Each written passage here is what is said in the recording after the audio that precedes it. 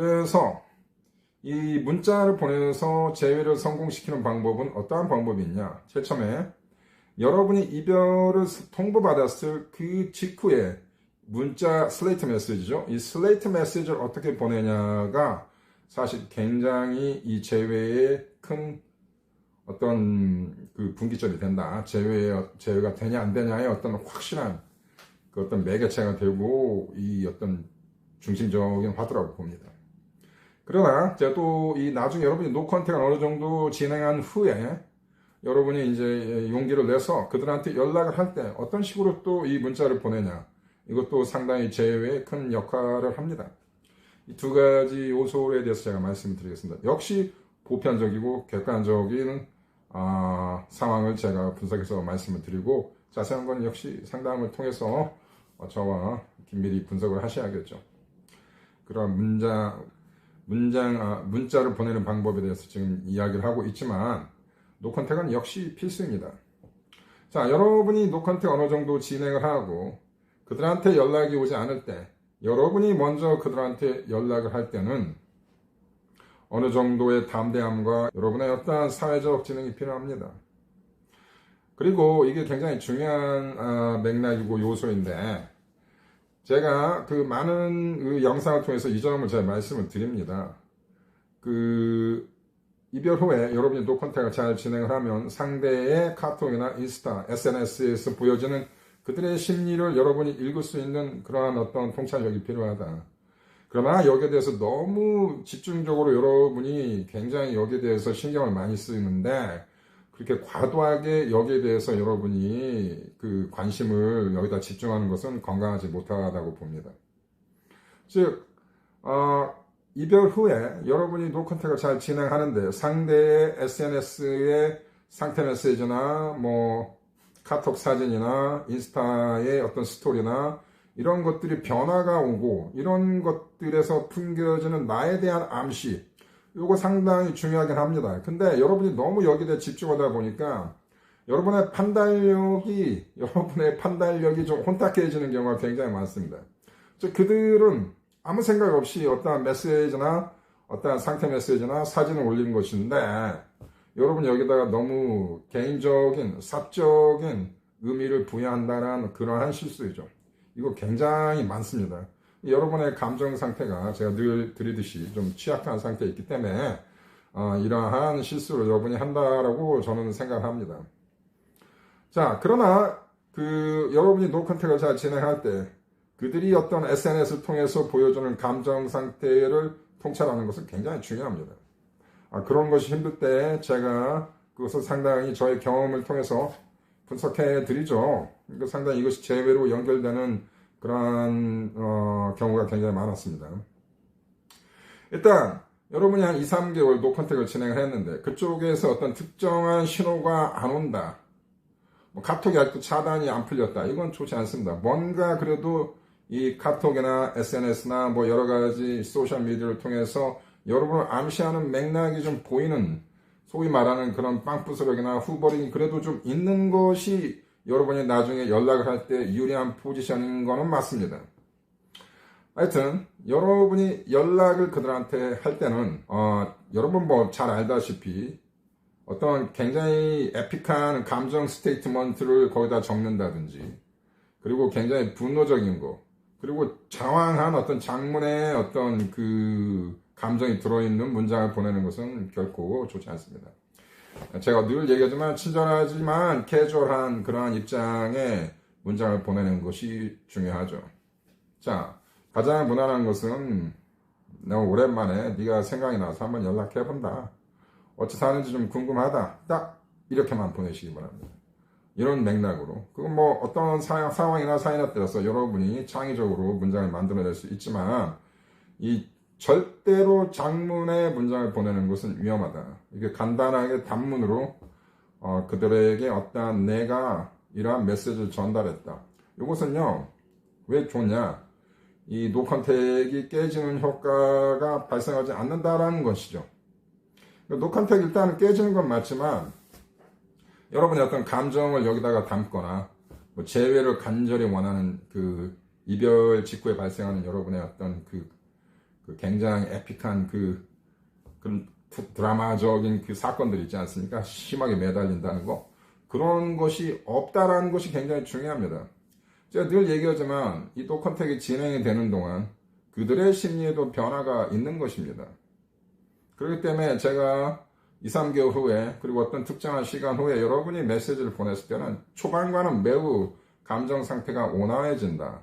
그래서 여러분의 메시지에 대해서 그들이 반감적이고 굉장히 그 어떤 그 방어 기제적인 스탠스는 나오지 않는다고 제가 확신을 드리겠습니다.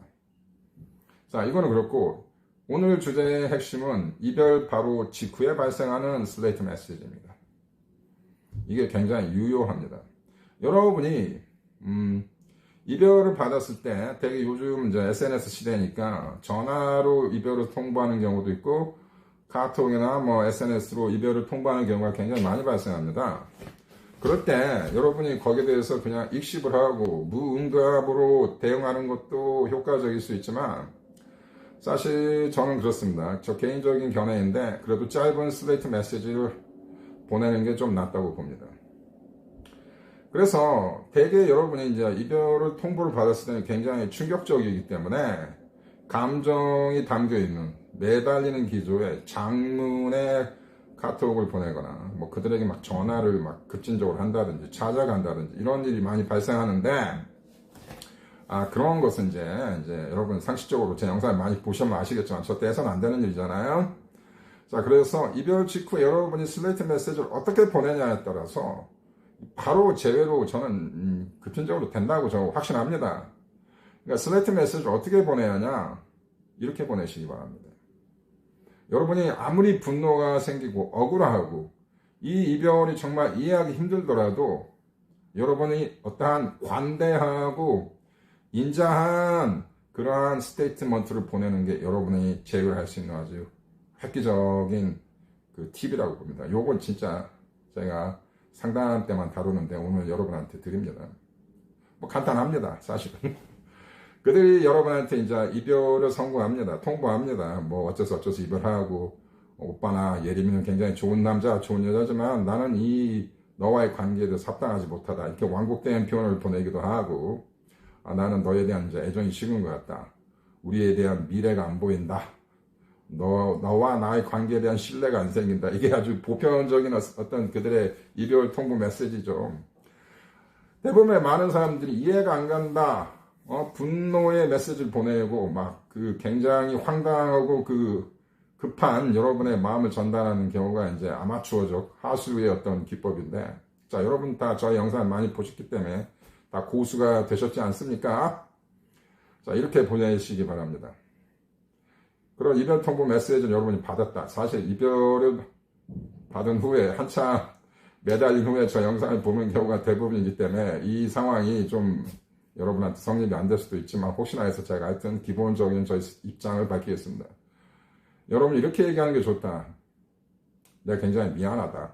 여러분 진짜 미안한 건 하나도 없지만 그래도 이렇게 얘기하는 게 좋습니다.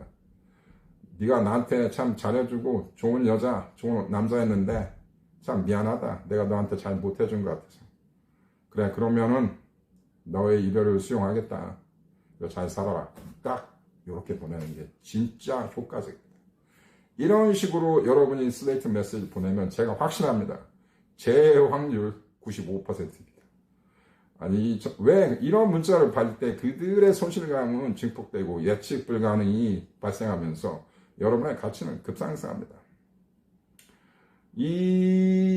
그리고 여러분의 어떤 감정의 그 커다란 그릇을 보여주는 겁니다.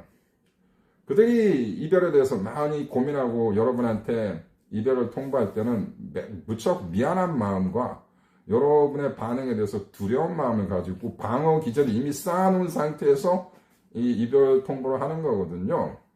근데 여러분의 입장이 굉장히 관대합니다. 그래, 미안하다. 내가 너한테 참 잘 못해줘서 네가 나한테 만족을 못하는 것 같구나. 그래, 오빠가 널 보내줄게. 그래, 잘 살아라. 이런 거 굉장히 획기적이고 이 이별에 있어서 재회에 있어서 큰 포인트를 여러분이 얻고 간다고 봅니다. 그 외에도 많은 여러 가지 그 솔루션과 베리에이션 제가 가지고 있습니다. 뭐 제가 상담 때 잘 말씀을 드리겠습니다. 자, 상담사의 능력은 날카로운 통찰력입니다. 그래서 제가 상담을 할 때 내담자들한테 이별 당시 발생했던 문자 교류, 카톡, 캡처해서 보내달라 제가 반드시 요구합니다. 한번 수십 분, 몇십 분 우리 내담자 이야기를 듣는 것보다 제가 한번 딱 보는 것이 훨씬 입장을 이해하는 데 알아듣기가 쉽습니다. 그래서 이러한 슬레이트 메시지를 여러분이 클린 슬레이트 메시지를 전달할 때 제외 확률은 진짜 급상승한다. 그래서 그들의 예측을 능가하는 여러분의 어떤 마음의 큰 그릇을 보여줘야 하는 거예요. 여러분 정말 억울하고 분노스럽고 이 입장을 이해하기 힘들지만 여러분이 큰 가슴을 보여줘야 합니다. 그래야 나는 너의 이별의 결단을 인정하고 수용하고 내가 그걸 존경한다. 그러니 나를 버리고 가거라. 나는 기다려주겠다. 이런 거죠. 근데 여러분 여기서 나는 언제나 이 자리에서 너를 기다릴 테니까 꼭 돌아와줘. 이렇게 하시면 안 됩니다. 이런 응용성은 있습니다. 오빠가 시간을 줄 테니 언제라도 연락을 줘. 여기서 시간을 줄 테니가 중요한 어떤 조건입니다. if 용법이죠. 시간을 준다는 거는 내가 영원히 기다리진 않겠다는 뜻이거든요. 이게 상대에게 어떤 정도의 불안감과 그들에게 어떤 옵션의 기회를 여러분이 주는 것이죠. 이런 식의 문장 하나하나가 굉장히 큰 역할을 합니다. 그래서 여러분이 저의 상담이나 하여튼 여러분의 어떠한 노컨택에 관련된 그리고 이 재회에 관련된 어떤 지식이 없을 때는 무조건 마음에 있는 상태에서 그냥 그 감정을 쏟아붓는데 굉장히 큰 실수입니다. 그래서 슬레이트 메시지를 어떻게 쓰냐가 중요합니다. 이별 당했을 때 바로 직전에 슬레이트 메시지가 굉장히 중요하다. 그러나 안타깝게도 저의 영상을 보시는 많은 분들은 이미 많이 매달렸거나 이미 많은 실수를 저지른 후에 이제 제 영상을 보게 되지 않습니까? 그래서 이걸 좀 일찍 봤으면 좋았을 텐데 이런 얘기 여러분 굉장히 많이 하시잖아요. 그런 경우에도 이 슬레이트 메시지를 전달하는 기술을 또 여기서 말씀드리겠습니다. 여러분 이미 많이 매달렸습니다. 그러니까 저번 주에 여러분이 이별 당하고 한 3, 4일 계속 매달리고 그리고 한 3, 4일간은 노컨택 중에 제 영상을 발견했다. 그래도 이 문자 보낼 수 있습니다. 오히려 더 괜찮고 오히려 이게 큰 이 지렛대 역할을 해서 여러분의 입장이 테이블이 확 턴할 수 있는 좋은 기회가 됩니다. 그러나 여러분이 이별을 하고 노컨택을 한 달 정도 한 후에 이러한 메시지를 보내는 것은 좋은 방법은 아니죠. 이때는 그냥 노컨택으로 가야겠죠. 자, 이 메시지를 교환하는 여러 가지 테크닉들이 있습니다. 제가 상담을 통해서 자세히 여러분한테 감사합니다.